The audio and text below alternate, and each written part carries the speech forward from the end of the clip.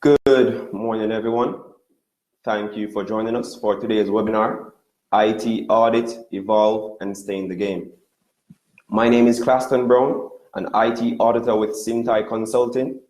I've been conducting IT reviews for over 5 years across various sectors and industries. Today, we'll be basically discussing topics in relation to IT audit, the current approaches being employed in various environments, and the risks of using outdated approaches in these environments. The key takeaways include the risk of employing outdated methods, benefits of adapting these approaches, and ways to adapt and evolve these audit approaches. We'll make no assumptions today, so for our listeners who are not quite informed about information technology audit, we will go into the explanation of this. What is IT audit? An IT audit is the examination and evaluation of an organization's information technology infrastructure, policies, and operations.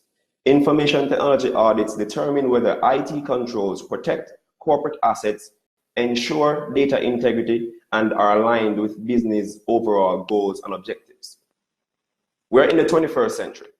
For every or at least 90% of the companies that exist today, they are supported by IT in some way, shape, or form. As with any firm or strong building, you need a proper foundation. IT usually plays that foundation for each business, which allows them to expand to more customers, provide new features, expand new projects more rapidly, and give them an edge over competitors. It also helps enhance customer loyalty in terms of retaining customers and getting new customers. Without a proper IT function, the foundation of your entity will be susceptible to various weaknesses and exploits. So it's imperative that the foundation is secure and strong. IT audit plays a critical role in ensuring that the foundation of all entities are secure and can achieve the business long-term and short-term strategic objectives. What are controls, you might ask? Let's step away from IT for a second. All around us, if you look around, there are various types of controls in different forms and shapes. An example, if you drove to work this morning or wherever your location is currently, the door to that vehicle is a type of control. The objective being keeping you safe while you travel to your destination, and secondly, preventing unauthorized access to that vehicle when you park your car and arm it with an alarm. That's a simple control being expressed immediately. Another example is your phone. Your phone might be using a password. The password you input into your phone is another form of control, which protects your data from unauthorized access. But let's switch back to IT-specific controls now. There are specific activities performed by persons or systems designed to ensure that our business objectives are met. IT control objectives relate to the confidentiality, integrity, and availability of data and the overall management of the IT function of the business enterprise. What is confidentiality? What is integrity? And what is availability? Let's break it down. Confidentiality ensures that the person who is supposed to access the information is the individual that accesses the information. So IT controls help to cover this aspect of information technology. What is integrity? Integrity is ensuring that what I put in is the accurate and complete response that comes out in terms of printing a report or getting a result. If I input 1 into a computer and print it out and it comes out as 2, that means the IT controls surrounding the integrity of information processing is weak and might need proper improvement. That covers the integrity aspect of it. Availability, what are we talking about? Availability is referring to accessing your information when you need to access your information. You might go to work in the morning, power on your computer, and you access the applications that are available to you. In the instance where you cannot access it, that means the availability controls might need improvement, and information technology plays a key role in maintaining the availability of the information to customers and to consumers. Sorry. IT general controls are categorized in 2 basic types, ITGC and IT application controls. ITGC, or application controls, includes controls over the information technology environment, computer operations, access to programs and data, program development, and program changes. Computer operations. This is referring to the back office environment. You might go to work in the morning, turn on your computer, you are not concerned with the back office processing that's happening, but your IT department, it covers the background processing in terms of batch scheduling, problem management, and backup and recovery of your information. Imagine going into the bank one day, lodging $1 million to your bank account. Immediately after leaving the bank, something happens, something catastrophic. The systems go down and all the information is lost. Without proper backup procedures, your $1 million will be removed, erased, and without a receipt or somewhat to prove that you lodged $1 million yesterday, you would have lost that $1 million. That is the same with any computer environment. Computer operations is a critical aspect of this processing. In terms of access to programs and data, this is referring to what we mentioned previously with the password giving access to your phone. With computer systems and computer environments, the aspect of restricted access is very important because you do not want a malicious individual gaining access to companies' private data, customer data. Imagine some of the information that you provide to various companies on a daily basis. Would you want malicious individuals gaining access to this type of information? I don't think so. In terms of program development and program changes, program development is referring to the implementation of a new system within the environment. This is an entire process by itself because programs that are new are being implemented in an environment. It might not be compatible with your technology infrastructure, which might result in errors, your business processes going down, or even more catastrophic events such as an exploit because appropriate testing was not done to secure the environment or the application before it was put into the live environment. This is where IT controls cover these critical and pertinent aspects of this development. Program changes. This is modifications to existing applications. Whatever application you're using in the environment, you might be updating it to a version 2, a version 3, a version 4. There are IT controls surrounding the proper implementations of these items. IT application controls refer to the transaction processing controls, sometimes called input processing and output controls. These are inbuilt controls within a particular application. For example, Excel spreadsheet with a password criteria that is needed to access it. This is an inbuilt application control. For persons who use online banking, you might provide your card information, your password, or username. This is inbuilt application controls put in place to protect your information.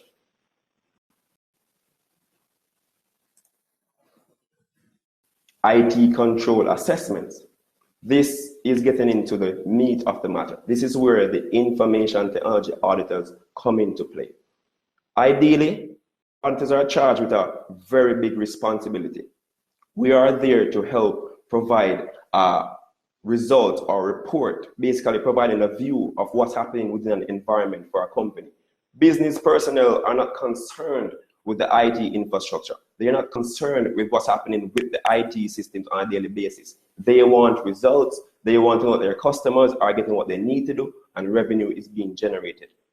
IT auditors help to provide that view into the holistic aspect of the IT infrastructure, what's happening with the applications, what's happening with the servers, what's happening with the databases. That's where we come in to provide a view of what's happening there. So this enables them to make a strategic decision in terms of allocating resources to the critical aspects of their systems and their environment. What we have observed is a couple of methods being employed by auditors in 2018 or even before that. The approaches are a bit outdated. And let's explain this. Two of the most general approaches we have observed being used is the one-size-fits-all approach. This is where an entity who audits or conduct audits are using the same approach to review an industrial company that makes bottles, for argument's sake. And the same approach is being used to audit a banking entity or an insurance entity or a telecommunications entity. And to provide a pictorial depiction of what I mean, imagine using a square to audit a rectangle.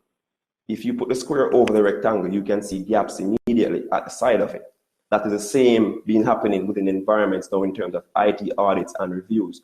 We're not formalizing the reviews to fit the particular environment. No two entity is the same. You can have an entity with a couple branches across the island, 3 or 4 locations, and I guarantee you within each location, the approaches to process and business development and various aspects of the business are different for each branch and location.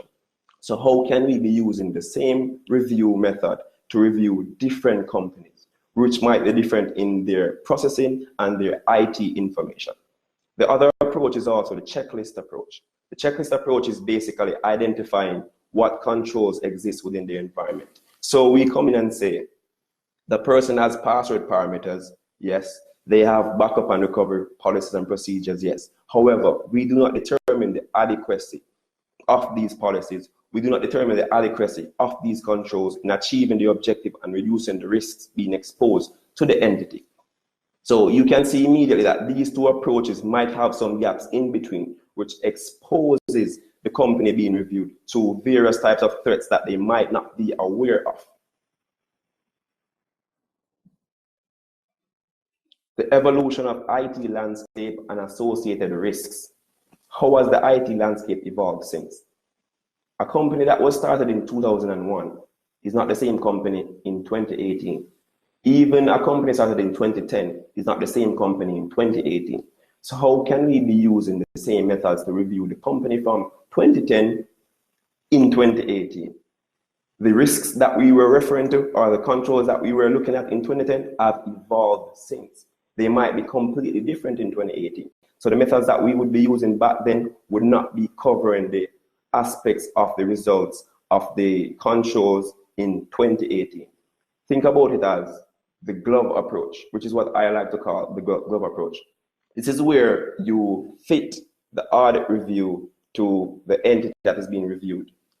The glove is the audit plan where you fine-tune each test to fit the environment.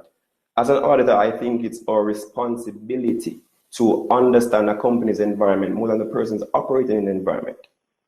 Because without doing that, you would be at the mercy of the information provided to you by these individuals, and they might withhold information from you. So it's your prerogative to get the information prior to going into the entity. I like to conduct research prior to understanding what's happening within the environment. So I already have a knowledge base as to what I should expect in the environment. Threat actors, they have evolved so much since 2010. Threat actors are referring to persons who want to execute malicious activities on your entity. These are the persons who try to hack you on a daily basis.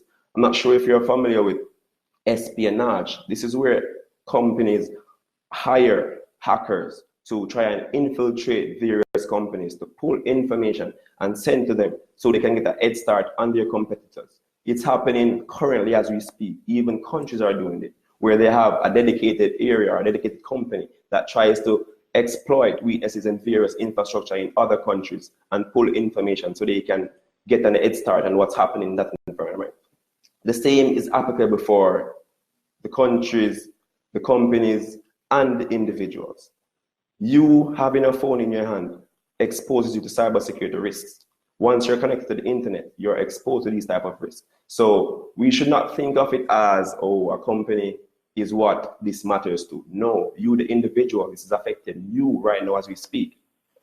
The risks have also evolved. As with any new technology, you have new risks. And a lot of companies do not consider the implications of implementing new systems within their environment. The technology sounds good, so they want it to use. However, they're not considering the risks that are associated with these new technologies. They're not doing appropriate assessments prior to implementing it in their environment. We have seen multiple times where companies have implemented a new system, investing millions of dollars in these new systems, and within 8 months, the system has to be removed and replaced with a new system. This is because of poor IT controls or poor control environment, where all these assessments should have been done prior to implementation. which would prevent an investment being made that have to be re-pulled a couple months after.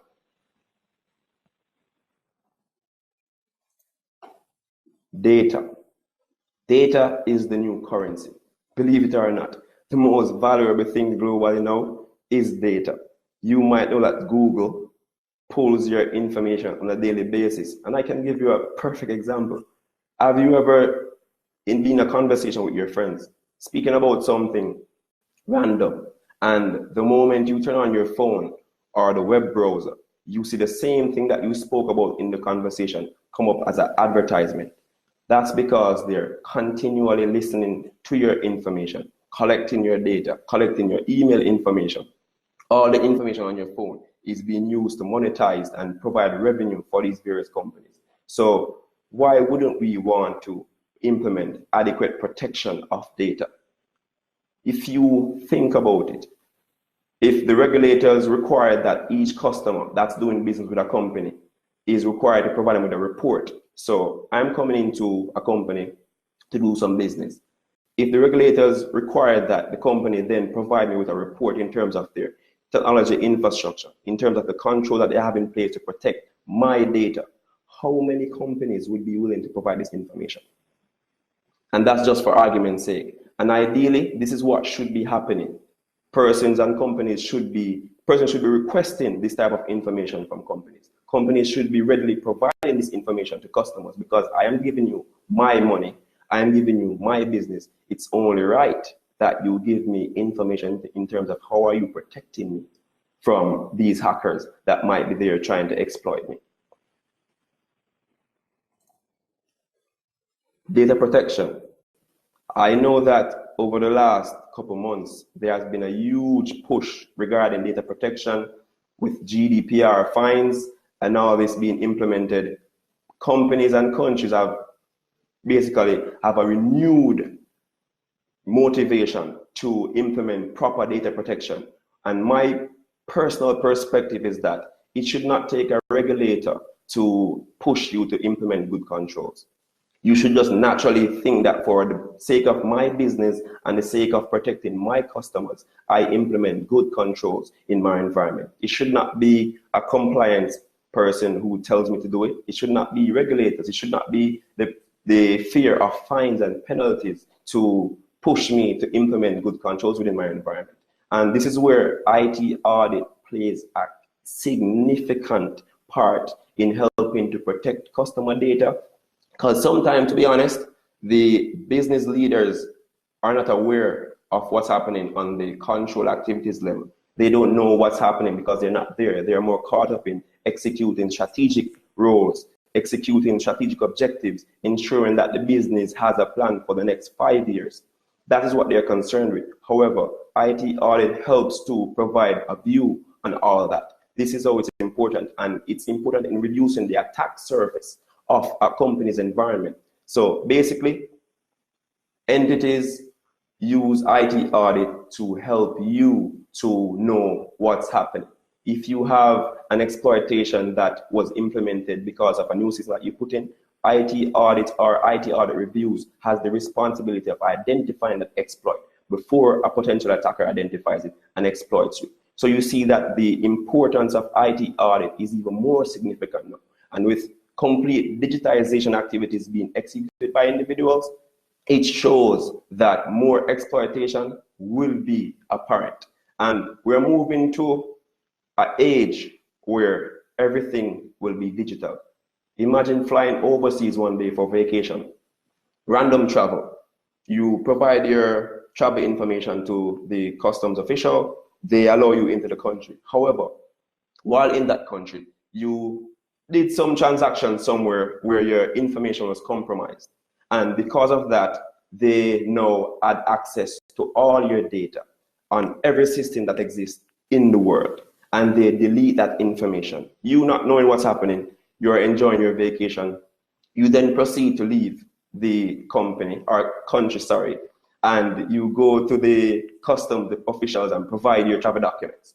And the customs officials say to you, sir, your information is not here. You basically do not exist. And you're saying, no, here's my information. But when they check the system, you're not there. You then proceed to try and get some money to take something else, but when you check your banking information, it's deleted. This is a real world risk that we face currently. And without proper controls being implemented and without the responsibility of everyone involved, we might be doing a lot more to protect data. So we have spoken about the doom and gloom in terms of the weaknesses that's happening, the ways that we are doing IT audit reviews, and the responsibility of business leaders. However, what can we do to evolve your approach? There are various methods to use, but we are basically using ones that are applicable to a wide variety of environments. And some of these methods include IT asset, data, and business process classification. What are we talking about? This is basically identifying all the assets in your environment, the data within your environment, the business processes in your environment, and telling you the criticality of it to your business. So the IT assets, what can I do without for 1 hour? What can I do without for 1 minute? What can I never afford to go offline? That's the type of assessment that a classification does. It identifies the asset, the data, the business process, and how it contributes to achieving your business objective on a daily basis. What drives revenue? You need this type of classification so you can focus your resources on these information and these processes. I've seen environments where the best security in the company is placed around a rubbish bin, hypothetically speaking. The rubbish bin has the most security, while your most prized asset isn't even protected. This is what is happening in current environments now without proper classification. How can you know what to do if your data and information hasn't been classified appropriately? So that's a key step that businesses can take. Have stringent, detailed classification within their environment for IT assets, data, and business processes, and now all these tie together in terms of working together to achieve the objective of the company. The next step is to do an in-depth analysis of risk exposures within your organization based on the classification. So yes, we have classified the assets, classified the data, classified the business processes. How then can we now protect all these items? You basically do an assessment with staff, not an isolated assessment, but with everyone involved so they can provide their perspective. I've seen where risk assessment hasn't even considered the items that might be exposing to the assets. So you need everyone to be involved in this process so we can identify every single aspect of the risk exposures. After this has been done, then you ascertain how the malicious attacks can be perpetrated against these assets and processes. So after identifying the risks, how then can someone execute an attack? Think this through thoroughly. This won't be a 1 day or 1 week approach or even a month. It might take 3 months, 4 months, 5 months. But take the time to make sure it's detailed and it covers all the items that are necessary, which ensures that you have considered all the possibilities. The next step is to determine whether preventative or detective controls are in place to mitigate these attacks. So after identifying various malicious attacks can be perpetrated, you then say, how can I protect myself based on what's happening currently in the environment? Is there a control that prevents that from happening? Is there something that prevents that one from happening? No, you have to implement new controls. Yes, you now then assess and validate these controls through special audits. This is where the auditors come in now. The auditors play the role in assessing the adequacy of these controls. How are we doing this appropriately now? And this identifies how critical the IT audit is, because we are helping you to build up your defense and increase your security posture of the company. So doing it appropriately, accurately, and effectively is of utmost importance. We have spoken about methods that you can use, various steps that you can use, but let's get into more detail. What are specific techniques that we can use?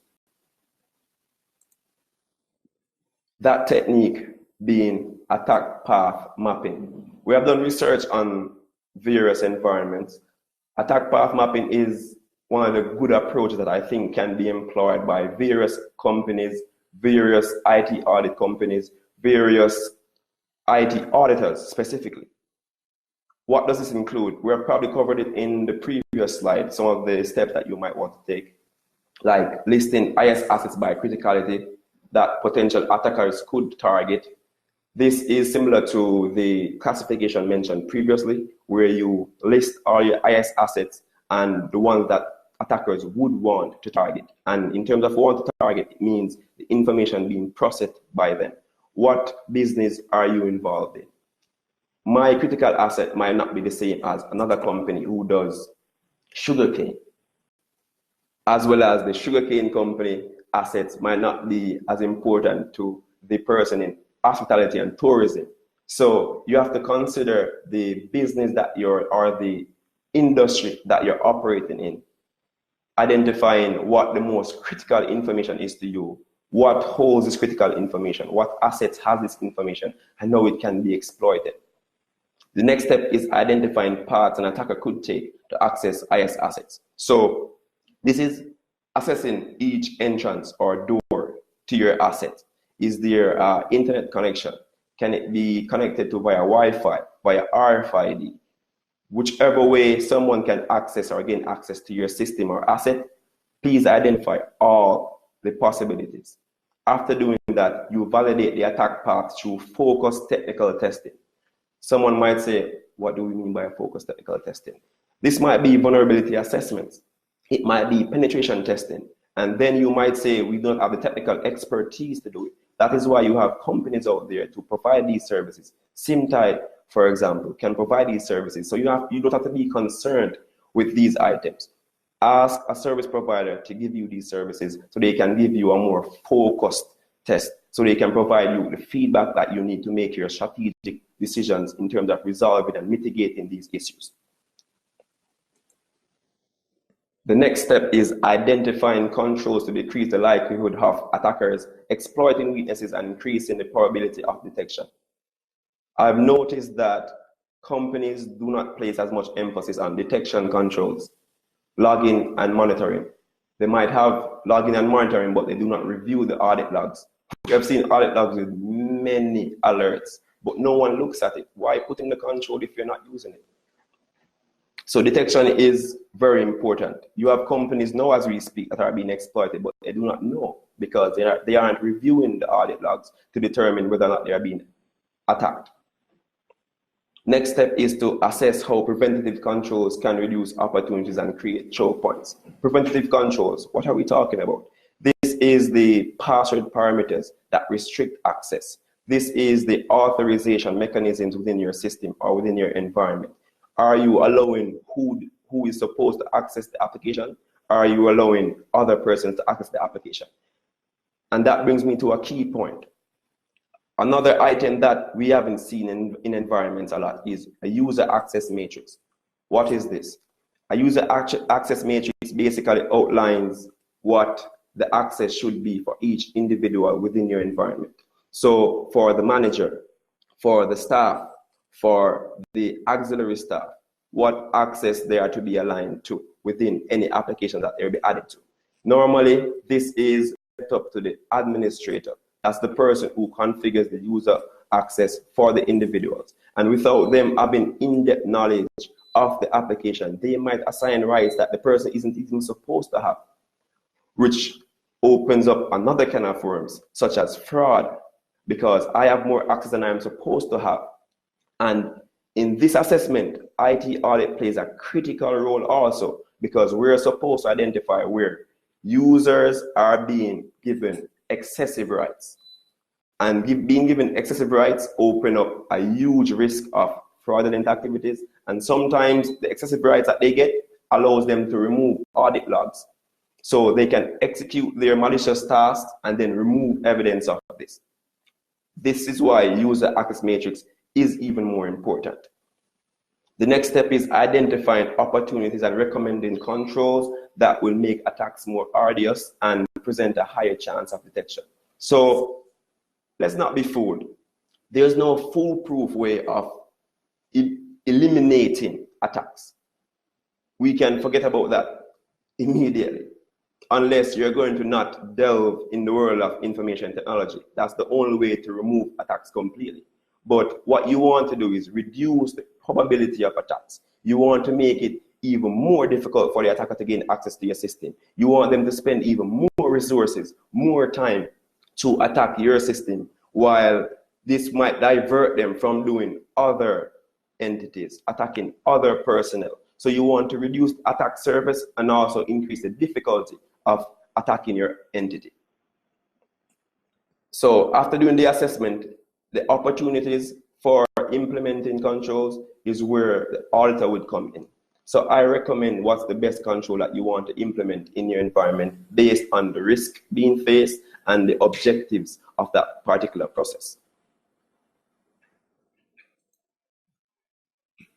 The benefits of the approach we just mentioned is identifying key risk mitigations, uncovering new vulnerabilities or legitimate processes that could be exploited, saving time on implementing controls or embarking on remediation that does not materially reduce the risks, verifying the effectiveness of overall security controls to determine true exposure, and providing assurance that existing controls against modern attack techniques are there. Modern attack techniques is some of the new exploits being used by threat actors in the 2018. Most times, application that you use in your environment has a backdoor within it that they might use to infiltrate. And just to provide some insight, most applications in terms of mobile phones and other cloud-based applications, there are backdoors built in. However, it's just that it hasn't been discovered as yet. And most times when it's discovered, no one knows until a big hit is taken by a company. Then it is propagated to the population that, in fact, this application has a weakness and we're trying to fix it now. So it's important that IT audit helps to identify some of these loopholes, help to identify some of these weaknesses, and provide feedback to the company that this should be recommended to remediate that control, remediate that risk exposure, and to assess what else needs to be done in terms of mitigating risks and helping you to improve your security posture.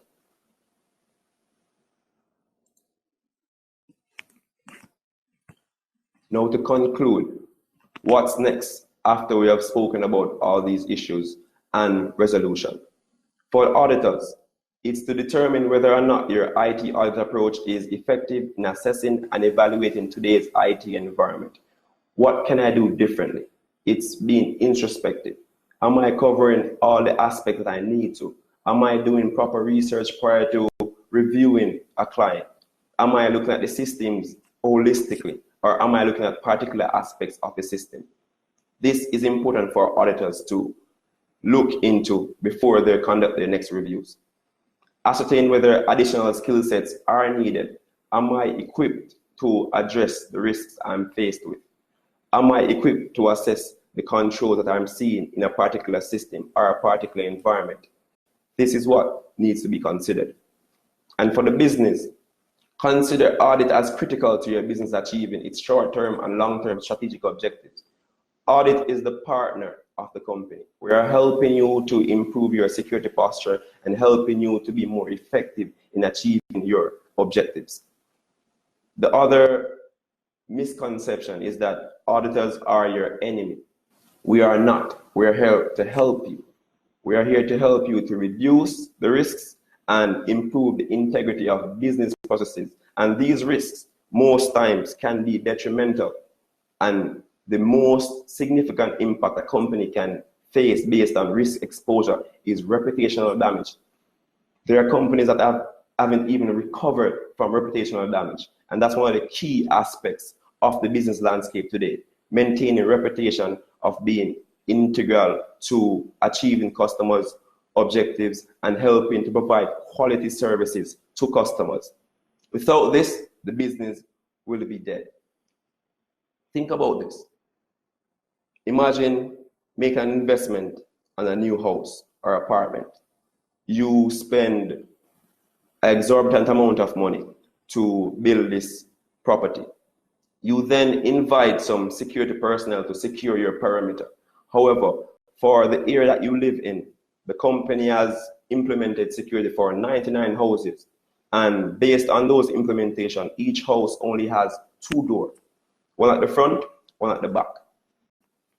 The company comes in, looks at your building and says, we don't even have to do an assessment of this house. There are already 2 doors there. We don't need to check anymore. Not knowing that there's a 3rd door on your property. And they go and implement the best security for the front door and the back door without even considering the 3rd door on your building. The malicious individual who saw you moved in, they saw all the assets that you had bringing in, the diamonds, the jewelry, the money. They saw all this, and they saw that in the room that you placed it, the door there to access it wasn't even secured. And when the security personnel leaves your property and tells you that your property is secure, you have this false sense of security that everything is fine.